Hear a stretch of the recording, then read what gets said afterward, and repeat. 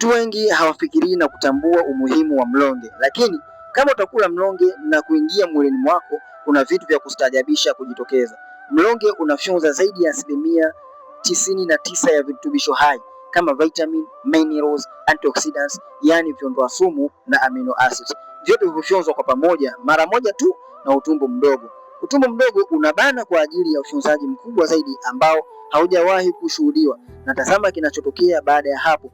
Kila kiungo kinapokea kile hasa kilichokuwa kinakosekana hapo awali. Ini lako linafanya upya, mfupa wako inapata nguvu, ubongo wako unaongeza ukali au uwezo wa kufikiria, damu yako inasafishwa mara moja tu na seli zako zinajijenga upya kwa wakati mmoja. Kwa kijiko kimoja tu cha mlonge kinaboresha mfumo wako mzima wa mwili kwa wakati mmoja. Unasubiri nini sasa?